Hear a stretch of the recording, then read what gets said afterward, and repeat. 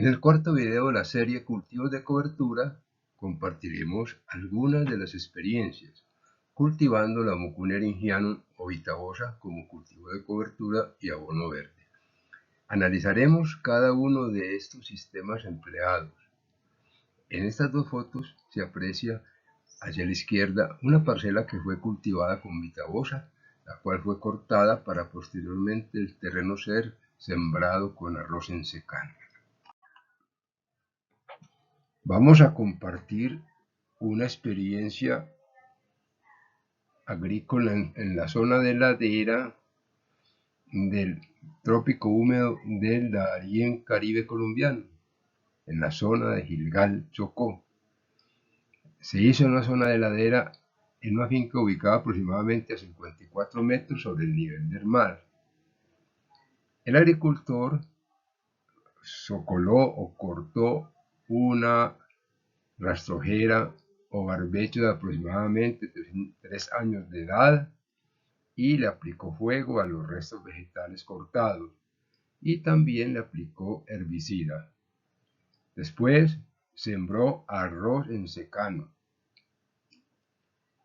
Cuando recogió en el año 2023, aproximadamente a finales de agosto, el arroz, esparció entre los restos de las plantas de arroz que quedaron 3 a 4 semillas de vitaosa por metro cuadrado. Luego, esta foto fue tomada aproximadamente a los 100-110 días de haber sembrado la mucuna al voleo. El agricultor empezó a observar una asociación vegetal que le llamó la atención. Empezó a observar las famosas iracas o la palmiraca y también muchas musáceas, que en el conocimiento campesino son plantas indicadoras de suelos ya ricos en materia orgánica y que indican suelos mejores para la agricultura. Ya el año 2023,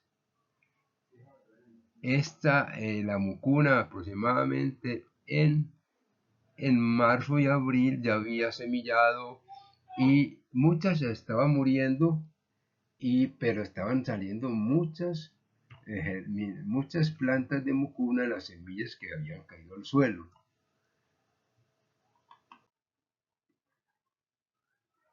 El agricultor sembró maíz, un maíz que realmente lo encontró en un cultivo que estaba casi abandonado, al azar. Llevó algunas mazorcas de maíz, las colocó sus granos, después de que macheteó la vitaosa y no utilizó ningún herbicida. Él llegó en las primeras lluvias de mayo, macheteó la vitaosa que había germinado de las muchas semillas que habían caído al suelo y que ya estaban germinando, y algunas plantas de mucuna que habían sobrevivido hasta el verano y en el invierno se fortalecieron. Él guadañó y al guadañar sembró el maíz, como les dijo, un maíz sin ninguna selección. Inicialmente él y su familia estaban decepcionados porque creció tanto la planta del arroz, del maíz, que creían que el cultivo se había ido en vicio. Pero no fue así.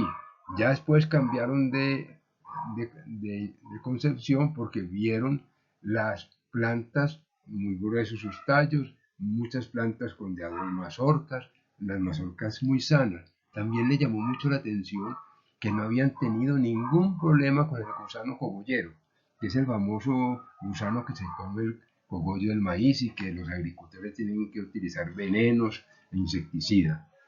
No tuvieron problemas de gusano cogollero. También él como agricultor se quedó asombrado porque empezó a ver un desarrollo de unas raíces que nacía en los nudos que estaban fuera de la tierra, en los nudos del maíz, que nosotros conocemos como raíces de anclaje. A él le llamó la atención el color de estas raíces y después, al estudiar nos dimos cuenta que la raíz de anclaje es una raíz que nos indica que si están bien desarrolladas, hay buenos nutrientes en el suelo, especialmente nitrógeno. Además de que cumple una función que algunos agrónomos dicen que es una función de anclaje, sostener la planta, esos conductos vasculares de las raíces que tocan el suelo absorben gran cantidad de agua y algunos nutrientes, especialmente el nitrógeno, que si el suelo está rico en nitrógeno, el grosor de las raíces de anclaje y el número va a aumentar. Eso le llamó la atención al agricultor. Para mayor tranquilidad de él, empezó a recolectar las cosechas. Entonces empezó a ver el estado de las mazorcas muy sanas, muy homogéneas, a pesar de haber sido un cultivo que se había sembrado con una semilla sin ninguna selección de nada. Entonces empezó a hacer un trabajo interesante, empezó a pesar el grano que producía con las mazorcas y halló un promedio de que él por 7 mazorcas que desgranaba obtenía 1 kilo de grano, que fue el promedio. Eso es muy interesante para después ya hacer algunos análisis de producción.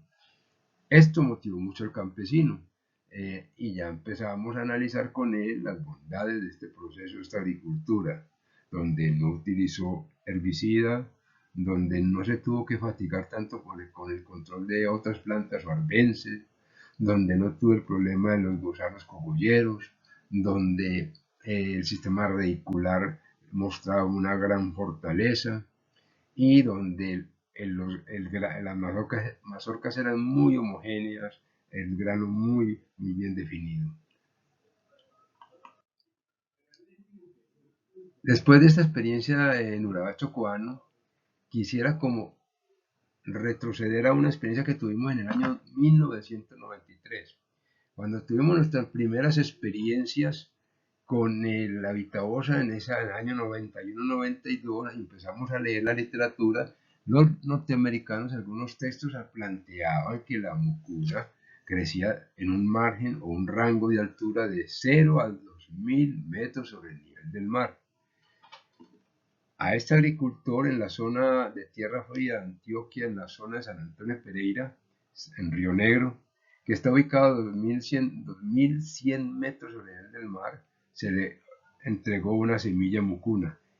Eso fue hace casi muchos años. Y él la cultivó como él estaba acostumbrado a cultivar su hortaliza y vio cómo creció muy frondosa la planta. Después hizo una experiencia muy interesante, donde había tenido la mucuna vitaosa, sembró auyama, y otras plantas y quedó admirado de la respuesta de las plantas. Eso fue en el año 1993. En este momento, año 2024, hemos mandado otra vez a estas fincas de esta zona de San Antonio de Pereira la mucuna para que después de tantos años y sobre todo en este momento que se habla mucho del calentamiento global y que estas regiones han aumentado su temperatura, vamos a seguir corroborando este rango tan amplio de la mucuna, de 0 hasta 2100 metros sobre el nivel del mar. Esto es una experiencia que he estado trabajando con el grupo y vamos a seguir investigando, porque sería una gran ayuda para muchos agricultores de ladera en las zonas de trópico medio y llegando un poco hasta la parte inferior de los trópicos altos. Sería una alternativa para trabajar. En estas imágenes deseamos compartirles una experiencia que tuvimos en el Urabá Chocoano. Habíamos sembrado plátano y ese plátano venía el terreno, fue rápidamente después de que macheteamos, aplicamos herbicida, sembramos el plátano y nuestras tierras inmediatamente mostraban una gran producción de plantas, entre comillas, malezas, arbences, y teníamos una muy problemática que era la vendiaguja, que es la planta Imperata contracta. Es una planta que el agricultor le tiene mucho miedo porque es difícil de erradicar. Nosotros estábamos muy cansados, gastando trabajo, machete, herbicida, el plátano no estaba bien. Entonces alguien nos dijo, ¿por qué no le siembran vitabosa en los surcos? Y entonces si se les enreda en la planta de maíz, van limpiando la planta, que es mejor limpiar la planta, hacer el plateo, que estar gastando pesos, jornales, dinero, jornales y venenos para ir, entre comillas, controlando las malezas.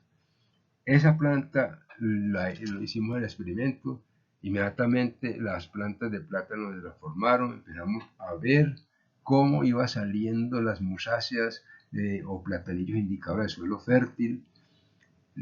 Después sembramos, eh, controlamos la mucuna y le volvimos a sembrar unas plantas de maíz y sembramos mucuna asociada con maíz y manteníamos el plateo, la limpieza alrededor de las plantas de plátano o de banano y quedamos muy satisfechos. Más tarde hablando con algunos agricultores de Centroamérica, ellos utilizan la mucuna como impulsador inicial y luego empiezan a trabajar en los cultivos de plátano o banano.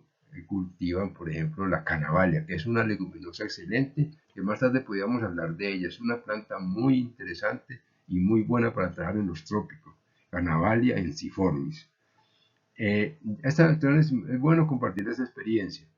Eh, Otra experiencia que nosotros trabajamos fue en el año 2004, 2005, en una finca de la Universidad Nacional de Colombia, ubicada en la cuenca del río Cauca, más exactamente en la cuenca del río Tunusco, que desemboca el río Cauca, en la zona de Santa Fe de Antioquia. Esta parcela fue era una zona que estaba ya, como esta universidad, la Universidad Nacional de Colombia, en estas tierras allá, hacen todas las prácticas de maquinaria agrícola para los estudiantes de ingeniería agrícola, agronomía. Son tierras que llevan muchos años ya trabajadas con arados de vertedera. Entonces, habían notado un problema gravísimo que tenían allá, que era la aparición del, que hablábamos la otra vez, del sorguillo, que es una gramínea que invadió esta región de Santa Fe de Antioquia.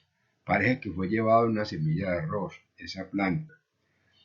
Aquí vemos la fertilidad de esta mucuna en esta zona que está ubicada a 540 metros sobre el nivel del mar y una zona ya bosque seco tropical y muy deforestado, no de todas estas laderas totalmente deforestadas, donde está una precipitación media de 900 a 1000 milímetros por año.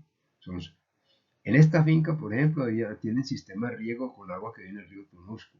El mayordomo de la finca se maravilló mucho porque mientras que en las otras parcelas con suelo desnudo tenía que estar regando 3, 4 veces a la semana, en riego por inundación, con estas parcelas de mucuna regaba una vez a la semana, hasta cada 15 días, ya cuando está bien establecida la mucuna.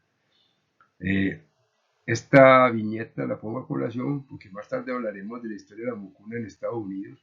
Los norteamericanos se llegaron a encariñar mucho con esta planta, porque tienen muchos estudios y fueron en muy buenos cultivos, se hicieron hasta mediados de 1930. Más tarde dedicaremos un capítulo a la historia de esta planta. Pero en ese uno ve, por ejemplo, la parte artística de la viñeta, Velvet Villan en inglés, el Tabita voz en nosotros. Entonces, lo que más llamó la atención de esto fue, porque muchas personas nos dicen que estas experiencias nuestras son para pequeñas finquitas con machetes. No, esto fue todo trabajo con maquinaria, veamos, y una innovación que hay que seguir estudiando. En esta finca, la Universidad Nacional de Colombia Cotobé, en esta parcela, ellos no usaban arado de vertedera, no invirtieron las capas del suelo, sino que pasaron 1 o 2 veces el arado de cincel, descompactando por esos suelos que estaban muy compactados. Entonces llegaron, pasaron su arado de cincel y después, utilizando una máquina que llaman sembradora directa, que siembra sobre suelos cubiertos de material vegetal, rastrojos de maíz, residuos de otras cosechas. Esa máquina se llama sembradora directa, una máquina que en este caso es una máquina del Brasil, que la dieron a la Universidad Nacional. Entonces, esta máquina tiene unas cuchillas muy afiladas que va cortando los restos vegetales y entonces van regando la semilla. Aquí se colocaron las semillas de mucuna, se tuvo que ampliar un poquitito los huecos de la sembradora, que la mucuna es un grano grande, y lo trabajaron con arado cincel y sembradora directa. Fue muy interesante. Ya después esa parcela que vimos anteriormente, la volvieron a trabajar ya con una máquina que algún día podemos hablar, se llama el rolo faca o rodillo cuchilla, y después con la sembradora directa sembraron maíz. Quedaron muy admirados, el mayordomo de la Universidad Nacional se motivó mucho, en la Universidad Nacional en Medellín se empezó a vender semilla de mucuna en el año 2004, 2005, tratando de fomentar un poco. Eso lo tengo a colación porque no solamente esta propuesta es para fincas con el machete o la guadaña, ya por ejemplo uno ve en México fincas ganaderas muy compactadas por el ganado que se han cansado y que están siendo invadidas por plantas indicadoras de cansancio del suelo. Por ejemplo, en algunas fincas se ha presentado el problema de los famosos gramíneas de rabo de zorro, maciega, que son plantas difíciles de erradicar en las ganaderías y que acaban cubriendo toda la parcela de pastoreo. Ya usan los arados de cinceles, siembran su mucuna y luego algunos meten lotes de terneros, en vez de meten lotes de terneros a que se coman el forraje y siembran luego sus pastos nuevamente, o algunos siembran maíz y le asocian el pasto que quieren establecer, usan muchos pastos y hablan de la respuesta muy excelente. Para finalizar, quiero hacer énfasis de que después de cada cosecha los suelos agrícolas deben quedar sanos y enriquecidos para albergar nuevos cultivos. Que no se nos olvide eso, que lo que estamos viendo en nuestro país es que los grandes cultivos, los pequeños cultivos, las tierras quedan totalmente degradadas, los campesinos tienen que vender sus fincas, las grandes fincas se desaniman de tener agricultura y transforman toda su tierra en pastizales. Entonces, no olvidemos el mensaje de estos videos sobre cultivos de cover.